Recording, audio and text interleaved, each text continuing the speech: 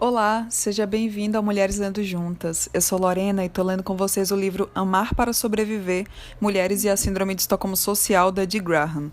Hoje a gente vai finalizar a leitura do capítulo 5, As Belas e as Feras, a Feminilidade das Mulheres, o Amor pelos Homens e a Heterossexualidade, e vamos para o subcapítulo A Heterossexualidade. Vamos lá. Assim como a feminilidade e o amor pelos homens, nossa heterossexualidade tem sido, em grande parte, dada como certa, mas quando se propõe que seja interpretada, ela parece ser um fenômeno difícil de explicar. A heterossexualidade e a sexualidade em geral, enquanto construções sociais, variam em diferentes culturas e épocas da história. Nossa herança genética, enquanto seres humanos, nos oferece o potencial de praticar a sexualidade por meio de uma vasta gama de comportamentos e de conceituar a sexualidade de diferentes formas. No entanto, é o nosso ambiente social que determina quais práticas sexuais do nosso repertório genético escolhemos expressar e quais conceitos usamos para nos identificar enquanto seres sexuais. Embora haja distinção entre identificação com a orientação sexual, homossexual, bissexual, heterossexual e prática sexual, ambas são determinadas socialmente. Sobretudo, defendo que ambas são consideradas pelas condições propícias à Síndrome de Estocolmo na sociedade em geral. A maioria das mulheres obtém prazer sexual principalmente de relações com homens. Por quê? Como ressaltado por Freud em 1925, o primeiro objeto de amor das mulheres é feminino. Então, por que a maioria das mulheres transferiria o amor para objetos masculinos na idade adulta? A psiquiatra Judith Herman, em 1981, resume a atual explicação psicanalítica feminista para a heterossexualidade. Baseada no complexo de Édipo de Freud, essa explicação leva em conta o contexto social em que a maioria das crianças cresce. Para teóricas feministas da psicanálise como Juliette Mitchell, Ellen Bloch Lewis e Nancy Kaldorol, a crise edipiana surge quando, entre aspas, as meninas descobrem que o objeto do seu primeiro amor, a mãe, é visto socialmente como um ser inferior, posse do pai poderoso, fecha aspas. Como consequência dessa descoberta, a menina, vendo o pai como o único que tem poder para conferir status de dominância, tenta desenvolver um relacionamento especial com ele, com o objetivo de conquistar a igualdade em relação a ele e a outros homens. Entre aspas. O interesse erótico no pai não se desenvolve a partir de um vínculo anterior com ele enquanto cuidador. Sobretudo, é uma reação à descoberta de que os homens são sempre preferidos às mulheres e que até sua mãe, o objeto do seu primeiro amor, coloca os homens acima das mulheres, o pai e o irmão acima dela. Ela se volta para o pai com a esperança de que ele a transforme no menino honorário. Em sua imaginação, o pai tem o poder de conceder a ela o emblema da masculinidade, pênis ou falo. É por esse motivo que ela quer seduzi-lo ou ser seduzida por ele. Ao estabelecer um relacionamento especial e privilegiado com o pai, ela busca ser elevada à companhia superior dos homens. Fecha aspas. Na fase adulta, o relacionamento especial que a menina buscou com o pai para obter igualdade com os homens é transferido para outros homens, com o mesmo propósito. Abre aspas. Mesmo quando a menina desiste da ligação erótica com o pai, ela é estimulada a manter a fantasia de que algum outro homem, como seu pai, vai se apoderar dela algum dia e vai colocá-la num posto superior ao do resto das mulheres. O cumprimento bem-sucedido da heterossexualidade adulta convencional requer, na verdade, uma resolução incompleta do complexo de Édipo e a canalização da sexualidade feminina em relacionamentos submissos com homens mais velhos, fortes, ricos e poderosos. Fecha aspas. Por essa razão, para essas autoras da psicanálise, a heterossexualidade da maioria das mulheres nasce do status inferior da mulher. No entanto, eu acrescentaria que esse status inferior se mantém pela ameaça de violência e, portanto, pela ameaça à sobrevivência. Sendo assim, não vejo a identificação da maioria das mulheres como heterossexuais como uma escolha verdadeiramente livre. Em Heterossexualidade Compulsória e Existência Lésbica, Adrienne Rich, em 1980, rejeita o retrato da heterossexualidade como uma escolha ou preferência das mulheres. Ela vê a heterossexualidade como uma instituição política ou ideológica, criada e mantida pela dominação masculina sobre as mulheres. Rich descreve detalhadamente as várias formas como os homens usam o poder, da força bruta ao controle da mente, para impor a heterossexualidade às mulheres e, a partir disso, conclui, entre aspas, que há uma enorme contraforça potencial que precisa ser contida, fecha aspas. Assim como Catherine McKinnon, em 1979, Rich rejeita a distinção de Brown Miller entre estupro como violência e coito como sexualidade, uma vez que essa distinção obscurece as semelhanças entre as duas coisas nas culturas dominadas pelos homens. McKinnon afirma que, em circunstâncias de dominação masculina, o consentimento feminino não é um conceito significativo. A exposição de Rich não explica por que a opressão das mulheres, mais do que a de outros grupos, assume um caráter sexualizado. Acredito que o referencial da teoria da Síndrome de Estocolmo Social pode ajudar muito a explicar por que a opressão das mulheres pelos homens assume um caráter mais sexualizado do que a opressão de outros grupos. A teoria também pode ajudar muito a explicar o fato de a maioria das mulheres praticarem a heterossexualidade e se identificarem como heterossexuais. Eu defendo que a heterossexualidade compulsória é um dos principais veículos utilizados pelos homens para preservar as diferenças entre os sexos e, assim, manter sua dominância evidente. Fry, em 1983, afirmou que, para serem aceitos no grupo dominante, os homens precisam fazer sexo com mulheres frequentemente. De acordo com ela, os homens gays são castigados pelos outros homens por não fazerem isso.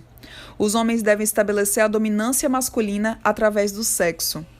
O objetivo dos homens é fazer mulheres aos montes. A expressão fazer mulher no sexo, entre aspas, eu vou te fazer mulher, fecha aspas, significa para os homens colocar a mulher em seu devido lugar, ou seja, usá-la para os fins corretos, estabelecidos por eles. Fazê-la mulher parece rebaixar a mulher, diminuindo seu valor, e tornar o homem mais machão e poderoso. Portanto, não é coincidência que o sexo heterossexual seja considerado algo que faz do homem, homem e da mulher, mulher. Em outras palavras, o sexo é definido e praticado pelos homens de um jeito que contribui para a dominância masculina e para a subordinação feminina. Defendo que não há hora mais propícia para que ocorra o afeiçoamento ao agressor do que o momento quintessencial no qual a subordinação dela e a dominância dele se anulam mais claramente, no ato heterossexual. Como as pessoas são separadas em dominantes e subordinadas, com base nas diferenças anatômicas entre os sexos, grande parte da violência dos homens é direcionada aos nossos corpos e, sobretudo, aos nossos órgãos sexuais para deixar claro para todos a superioridade do pênis e, consequentemente, dos homens. A maior ameaça para as mulheres, e a que está sempre presente, é a de estupro. A ameaça de violência contra os órgãos sexuais das mulheres e contra as mulheres enquanto seres sexuais. Os homens declaram sua superioridade usando o pênis como arma contra a mulher. Considere, por exemplo, que muitos perpetradores de violência doméstica obrigam a parceira a fazer sexo logo após o espancamento, o que sugere que, para eles, o sexo é o penúltimo ato de agressão. Esse é um aspecto do espancamento que as mulheres mais odeiam. Os mitos culturais, retratados mais descaradamente na pornografia, apresentam o sexo entre mulher e homem como ato de agressão. Esses mitos nos dizem que o poder e o tamanho do pênis são o que dá prazer sexual às mulheres, que a dor e a humilhação excitam as mulheres e que, quando o homem obriga uma mulher relutante a fazer sexo, ela acaba adorando e pedindo mais. Como a Síndrome de Estocolmo Social explica o fato de as mulheres praticarem a heterossexualidade e se identificarem como heterossexuais? E por que a ameaça de violência contra o corpo da mulher, e especialmente contra suas partes sexuais, incentivaria a heterossexualidade? É no lugar e na hora em que há a maior ameaça ou abuso que a vítima se esforça mais para estabelecer ou manter um vínculo com o agressor. Se é nos órgãos sexuais que as mulheres se encontram mais vulneráveis ao abuso masculino, será através dos órgãos sexuais que elas mais tentarão forjar um vínculo ou uma união, um laço, com os homens. Assim, o esforço das mulheres para criar ou manter os laços com os homens será maior durante as interações sexuais. Em outras palavras, como a violência dos homens contra as mulheres é sexualizada, os laços das mulheres com os homens são sexualizados. E, como a violência dos homens contra as mulheres é sexualizada, a principal forma como as mulheres estabelecem e mantêm laços com os homens é através do sexo ou de interações sexualizadas. Se os homens desejam os serviços sexuais e reprodutivos das mulheres, e a segurança e a sobrevivência das mulheres depende dos sentimentos masculinos em relação a elas, aquelas que buscam sobreviver e não veem outro jeito de escapar da violência dos homens oferecerão a eles serviços sexuais e reprodutivos. 61 a 72% das mulheres relatam ter experiências inteiramente heterossexuais. Em âmbito cultural, os homens forçam as mulheres a fazer sexo com eles, isto é, a praticar a heterossexualidade, por meio de pressão social. A mulher é apelidada depreciativamente de frígida ou provocadora se não faz sexo com o homem quando ele quer, estupro ou leis sobre os direitos dos homens dentro do casamento. Mas o fato de os homens forçarem as mulheres a fazer sexo com eles não explica por si só a identificação da maioria das mulheres como heterossexual. Uma mulher pode sentir que é heterossexual mesmo sem nunca ter feito sexo com um homem. A maior parte das mulheres de fato sente que é heterossexual antes da primeira relação sexual. Alternativamente, uma mulher pode se relacionar sexualmente com mulheres, mas se considerar heterossexual. O que interessa aqui é o fato de a maioria das mulheres se considerar heterossexual. Quando a pessoa sente que é heterossexual, isso significa que seus prazeres sexual e emocional primários se dão ao fazer sexo com membros do outro sexo. Se a oferta de serviços sexuais e reprodutivos agrada aos homens, as mulheres oferecerão esses serviços na esperança, inconsciente, de consolidar um vínculo com os homens. Um vínculo que pode ser usado para prevenir ou impedir novas violências sexuais. Se essa análise estiver correta, as mulheres devem desejar que os homens expressem seu amor, sobretudo durante o ato sexual. A expressão de amor será mais necessária durante o sexo, porque é nesse momento que se estabelece a natureza do relacionamento entre um homem específico e uma mulher específica.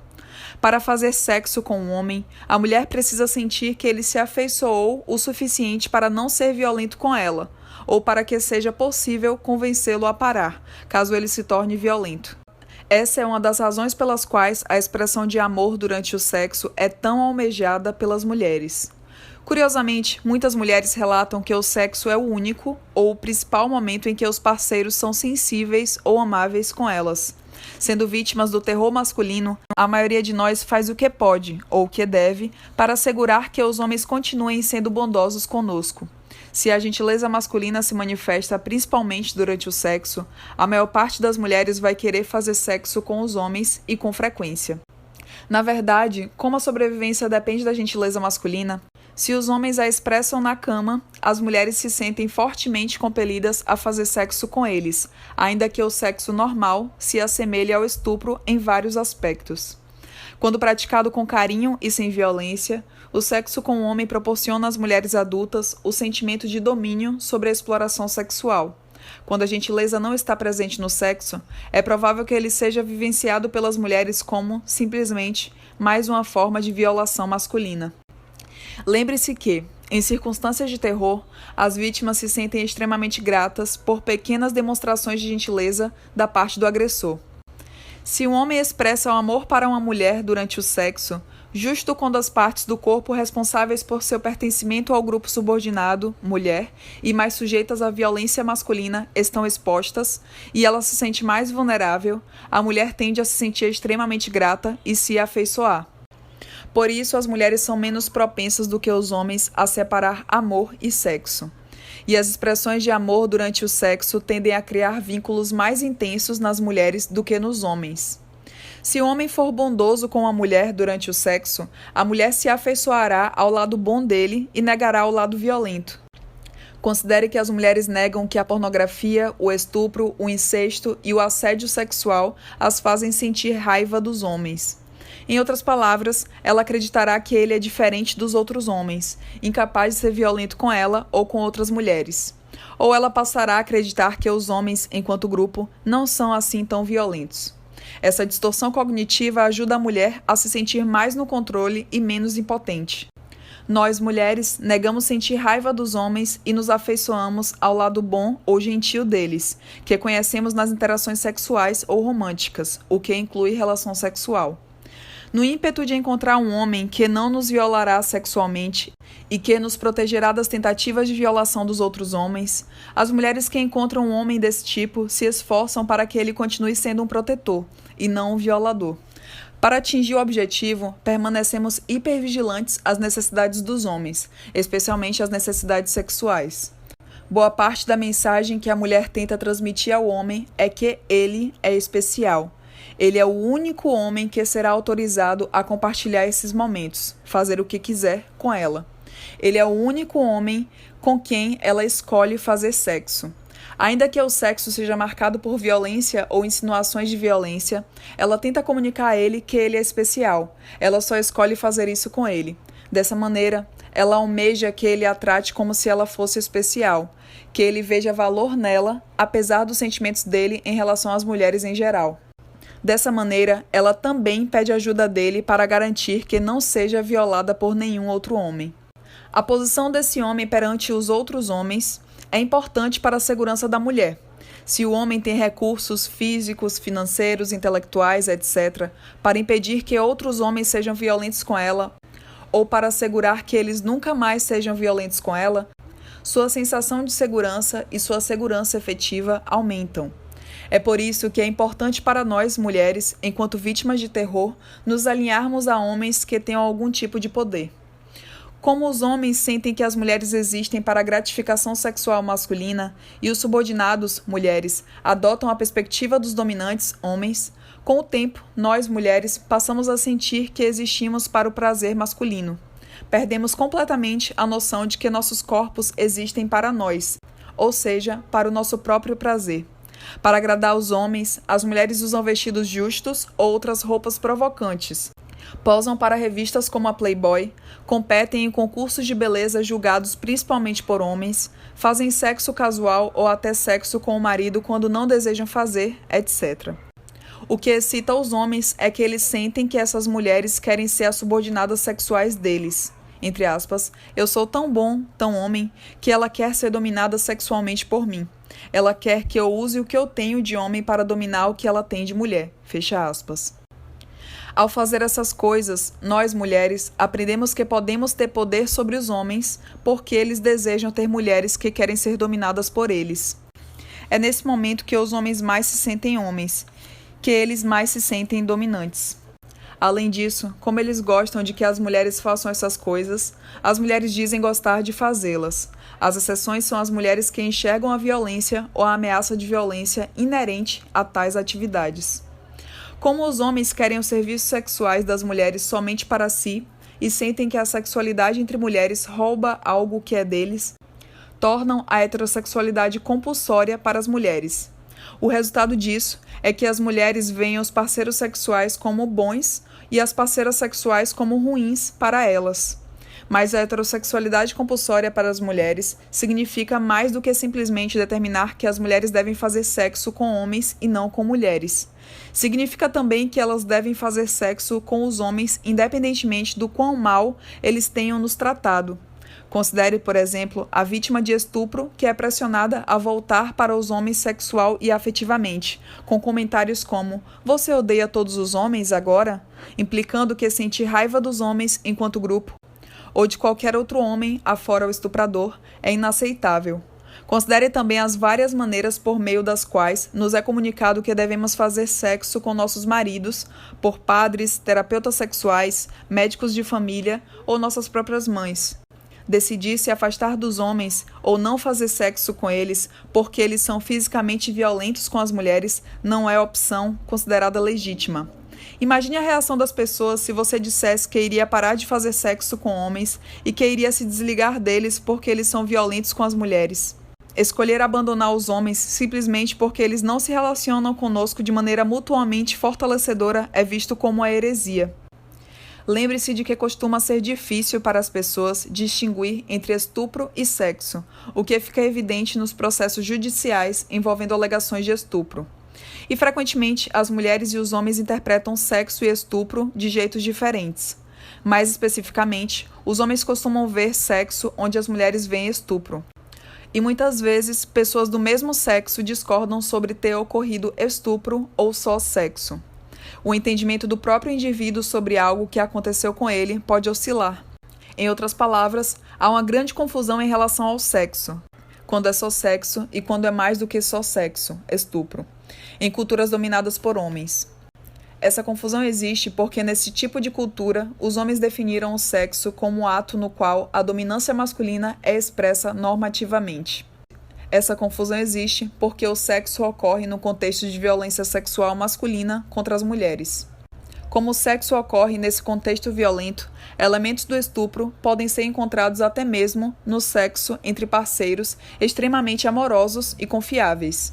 McKinnon, em 1987, observou que o estupro é parte do sexo e o sexo é parte do estupro. A subordinação e a vulnerabilidade feminina foram erotizadas pelo homem. O contrário, a erotização do poder e da dominância masculina sobre as mulheres também parece ser verdade. Na verdade, é possível que as mulheres conspirem com os homens para manter elementos do estupro presentes no sexo. Mais especificamente, uma mulher pode ajudar a preservar elementos do estupro no relacionamento sexual com um parceiro confiável e amoroso porque ela tem necessidade de dominar a violência sexual. Ou seja, a mulher pode obter uma sensação de domínio sobre as ameaças de violência sexual que encontra no dia a dia, ao, de certo modo, domar a besta selvagem, quando o sexo com um parceiro confiável e amoroso, a besta, é mesclado com elementos do estupro. Quero deixar algo claro. Em contraposição a Freud, não estou dizendo que o coito heterossexual é intrinsecamente agressivo, mas que ele é composto dessa maneira pelo patriarcado. De qualquer modo, vivemos no patriarcado, onde o sexo se equipara à subjugação das mulheres, então, para todos os efeitos práticos, o coito heterossexual é uma forma de agressão. Além disso, eu argumentaria que, numa cultura igualitária, como o sexo heterossexual agressivo não seria necessário para sustentar a prova da superioridade masculina, peniana, a heterossexualidade não seria compulsória. Blackwood, em 1984, apresenta evidências interculturais e históricas da relação entre subordinação feminina e heterossexualidade. Em várias tribos indígenas do oeste da América do Norte, o travestismo feminino e o casamento entre mulheres eram socialmente amparados. O gênero não era definido com base nas características sexuais anatômicas, mas em termos de desempenho de um papel social.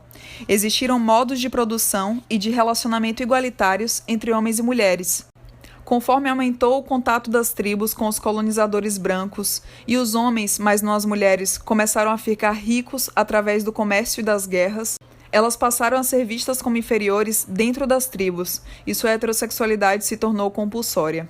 O único estupro de uma mulher por um homem que Blackwood discute ocorreu nessa época da história, e o objetivo do estuprador era punir a mulher por quem sua esposa o deixara.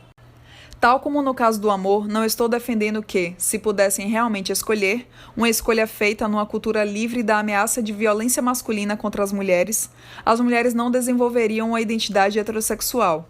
Mas acredito que elas se sentiriam igualmente livres para praticar a homossexualidade e desenvolver uma identidade homossexual. No entanto, até que as mulheres estejam livres da ameaça de violência masculina, não há como saber se a identidade e as práticas heterossexuais das mulheres são algo além de respostas da Síndrome de Estocolmo social.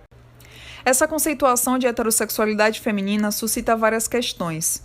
O coito normal seria sentido como um estupro se fosse vivenciado por uma subordinada consciente da sua posição e da necessidade de domar a besta selvagem para ser melhor tratada? A erotização da dominância pelas mulheres é uma tentativa de negar nosso status subordinado e o terror associado a ele? A erotização da dominância pelas mulheres é uma tentativa de dominar a violência sexual dos homens contra nós? A erotização da dominância masculina pelas mulheres deriva da necessidade de encontrar esperança em meio ao terror? A erotização da dominância masculina pelas mulheres ocorre por meio da observação do ato sexual pelos olhos do agressor, homem? Diório, em 1989, observou que, entre aspas, os processos sociais que moldam a sexualidade dos indivíduos continuam pouco compreendidos, e as pesquisas focam exclusivamente o contexto familiar. Questões sobre o relacionamento entre sexualidade e masculinidade e os processos de socialização sexual em contextos que extrapolam a infância e a família permanecem pouco investigados. Fecha aspas. A teoria da Síndrome de Estocolmo Social oferece um referencial para a produção de hipóteses testáveis sobre o papel da dinâmica de poder entre homens e mulheres na construção da sexualidade e da identidade sexual das mulheres. Apresento essa teoria com a esperança de que ela dê origem a pesquisas projetadas para responder a esses e outros questionamentos sobre o impacto das relações de poder entre homens e mulheres na sexualidade feminina. Assim como no caso da reavaliação da feminilidade em geral e do amor das mulheres pelos homens em particular, a análise da relação entre a heterossexualidade feminina, identidade e prática, e a síndrome de Estocolmo social certamente causará medo. Por exemplo, se nós, mulheres, abandonássemos a heterossexualidade, identidade e prática, continuaria sendo possível usar o sexo como fonte de poder nos nossos relacionamentos com homens, tendo em vista que essa é uma das poucas fontes de poder que temos para lidar com os homens atualmente? Se nós, mulheres, abandonássemos a identidade heterossexual, passaríamos a definir as práticas heterossexuais atuais como atos de prostituição, nos quais se troca sexo por sobrevivência, proteção e algumas migalhas de carinho e cuidado? Se abandonássemos a identidade heterossexual, passaríamos a sentir que o sexo com o homem é sempre um estupro e não conseguiríamos mais nos sentir tranquilizadas e reconfortadas pelas manifestações de ternura dos homens ao fazer amor? Se nós, mulheres, abandonássemos a identidade heterossexual, os homens renunciariam às demonstrações de ternura? Se abandonássemos a identidade heterossexual e o erotismo decorrente da dominância masculina, estaríamos abrindo mão da nossa única fonte de erotismo? Se nós, mulheres, adotássemos uma identidade homossexual, passaríamos a enxergar umas às outras como alvos para a dominação, de tal modo que não restaria ninguém com quem nos sentiríamos seguras? Se nós, mulheres, abandonássemos a prática ou a identidade heterossexual, os homens nos considerariam desleais? Os homens usariam termos depreciativos, como sapatão, mal comida, mulher macho, para se referir a nós e sofreríamos mais assédio? Perderíamos as migalhas de aprovação masculina que nos esforçamos tanto para conseguir? Seríamos consideradas pervertidas? Nossos amigos deixariam de querer estar conosco? Se nós, mulheres, abandonássemos a prática da heterossexualidade, os homens seriam ainda mais abusivos sexualmente na tentativa de transpor a resistência feminina e demonstrar poder? E seríamos obrigados a encarar que a heterossexualidade compulsória é a função sobre a qual se ergue a dominação masculina? Se nós, mulheres, abandonássemos a identidade heterossexual, seríamos obrigadas a reconhecer que nos sentimos traídas por nosso próprio corpo, que às vezes responde com prazer à violência sexual perpetrada contra nós, e, consequentemente, o quanto estamos alienadas dos nossos corpos? Seríamos forçadas a enxergar como essa alienação tem sido usada pelos homens para ajudar a perpetuar a subordinação feminina? Analisando o assunto de um ponto de vista diferente. Se as mulheres estivessem a salvo da violência masculina, de que maneira o que consideramos erótico mudaria? Se estivéssemos a salvo da violência masculina, como nossos sentimentos e atitudes em relação ao nosso corpo mudariam? Como anteriormente, os medos e as preocupações subjacentes a essas questões servem para orientar a jornada das mulheres para longe da Síndrome de Estocolmo Social. Conclusão. Neste capítulo, questionei se a identidade feminina, composta de feminilidade, amor pelos homens e identidade e prática heterossexuais, é indicativa da Síndrome de Estocolmo Social. Claramente, há evidências suficientes para justificar o prosseguimento das investigações e pesquisas. Também apresentei uma teoria sobre a natureza do relacionamento entre a identidade feminina, a Síndrome de Estocolmo Social e as 4 condições conducentes à Síndrome de Estocolmo.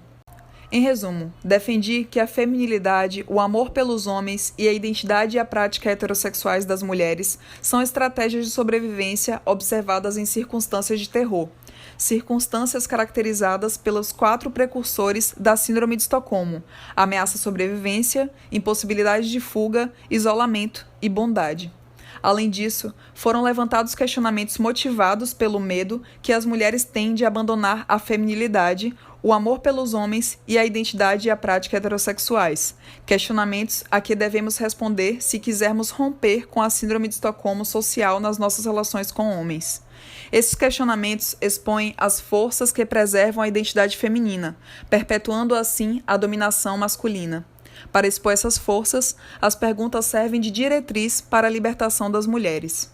O conceito da síndrome de Estocolmo social possibilita olhar para as relações das mulheres com os homens por um prisma diferente.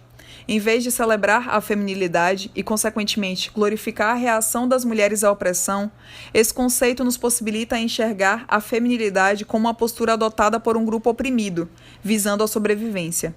Em vez de definir o amor que as mulheres sentem pelos homens como um estado arrebatador que todas as mulheres deveriam almejar, o conceito da síndrome de Estocolmo social ilustra o contexto social em que esse amor se desenvolve e a função do amor nesse contexto.